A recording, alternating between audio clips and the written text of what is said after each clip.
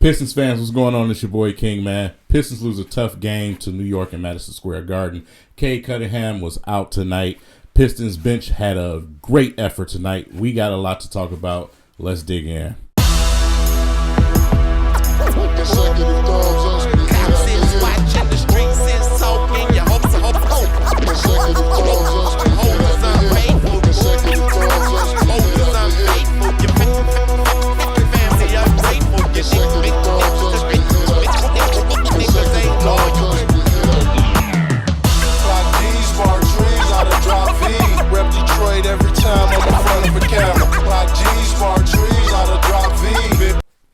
All right, Pistons fans, let's talk about it, man. First and foremost, Cade Cunningham out tonight with the shin soreness. Pistons just being cautious.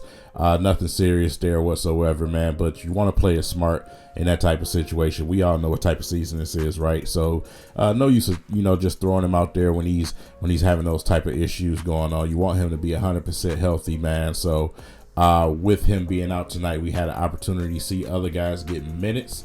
And I was very, very pleased with what I saw from a lot of guys tonight. Corey Joseph got to start, got in foul trouble immediately. So it gave Killian Hayes the opportunity to get on the court right away. And I wish he would have started this game. Let's just be honest about it, because with Corey starting in the second half, I feel like the Knicks went up really, really quickly when we had pulled it within that 10-point range. The Pistons were definitely trying to fight and continue to fight, man. But the Knicks end up going somewhere close about 20 or something like that, man. So I felt like that kind of hindered us, man. Maybe it's a different situation at the end of the game if if you make that switch, because what you got provided from Killian Hayes tonight was night and day compared to what you got provided from Corey Joseph tonight. Why you didn't start him, I don't understand, but whatever. But the bench tonight, man, I believe they all together, these guys, man, put up about a good 50 plus points. Once you tally it all together, I haven't really had a chance to dig into all the details of the stats yet, man, because I am coming on here right away. I'm trying to hurry up. My guy Imani Bates is playing against my squad, down at Little Caesars Arena right now. So I know y'all been seeing those tweets like crazy, but Imani Bates is going off. But the bench performance tonight was absolute beautiful, man. Beautiful. Alec Burks makes his debut today. And, for what it's worth, man, you can kind of see what this team is going to be once everybody gets back. You know what I'm saying? We still don't got Bags back yet. But without Cade tonight, I mean, the bench, they stepped up. You know what I'm saying? They definitely stepped up. Killian Hayes leading the offense, man. Got his offense going, especially in the first half. Second half, he was getting everybody else going. And then on the defensive end, doing his best to defend out there. A lot of tough covers out there when you look at that entire starting five over there for the New York Knicks, man. But there was moments out there where you had a Killian Hayes and a Hamidou Diallo, man, at those two spots, and they was definitely doing a great job on the defensive end. Alec Burks tonight was able to knock down a few of his shots. Wish in the latter parts of the game that some of the guys were able to knock down a little bit more. When you look at what the Pistons shot as far as 3-pointers tonight, if they do anywhere half as decent, I think we having a different conversation right now. So, we just couldn't knock down shots at times, besides when Livers got hot. Killian kept finding him in the right spots, and Livers was knocking down them shots. So it's a beautiful thing to see two players come out of that funk. You know what I'm saying? Out of these, the last 3 games for Killian, then the last 2 games for Livers, man. You've seen these guys come out of those funks that they were in, and it's a beautiful thing. It's a really beautiful thing because, what we can get off our bench with the Livers and the Alec Burks. Like I said, we still got Bagley coming back. And then when you got Killian Hayes making his mid-range jump shots, making a 3 here and there. But most important, like Dwayne Casey said, quarterback in the offense. With those guys available, you got Duran, you got Bagley, you got those two towers. You know what I'm saying? Depends on how Dwayne Casey does it. If he sticks with this starting lineup until Bagley's, fully acclimated into the offense again. But that'll be a plus for him. It'll open up a lot of things for him. It'll allow him to get to the rim and shoot more of those shots we seen tonight. But also on your wing, you'll have guys in Livers and Burks who can knock down some shots, man, and just absolute score the basketball. So, like I said, the bench played well tonight. As far as the starting unit, some struggles, man, for Ivy tonight. Still gotta learn. You know what I'm saying? Rookie, right? Gotta learn with the style of basketball that he played. He has to learn when to slow down. Sometimes I feel like he just needed to pull back a little bit. But some learning moments, New York did a really good job of keeping him away from that basket as much as possible tonight. So, got to give credit where credit is due. They did an excellent job, trying to keep him to where he was. So, like I said, learning moments for these guys. Duran didn't really have that type of night that we would hope for, but like I said, we got two kids. You know what I'm saying? This is their first touch of basketball, so we got a lot of learning moments. Man. I just can't wait till we get this team all together.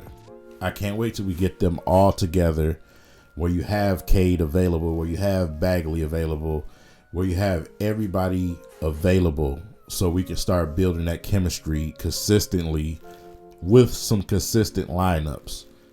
We did get to see Duran and Stu out there momentarily, and it wasn't garbage time. But like I said, man, tough covers covering the Knicks. This is the Pistons bench going toe to toe with the Knicks starter. The Knicks were not missing anybody tonight. So they were going toe to toe with this Knicks team, and they crept back up multiple times tonight with our bench unit. So if we can get our entire unit together and let them get an opportunity to play and start getting used to each other out there, we're going to be fine. We're definitely going to be fine, man. Like I said, we went up against a tough team in Boston. You know what I'm saying? So these performances that you're getting out of Livers, Killian Hayes against these two caliber teams are very, very, very good signs. Very good signs, man. Like I said, we're going to have those games where you feel like, hey, maybe you can get a little bit more, out of these guys against a little easier opponent.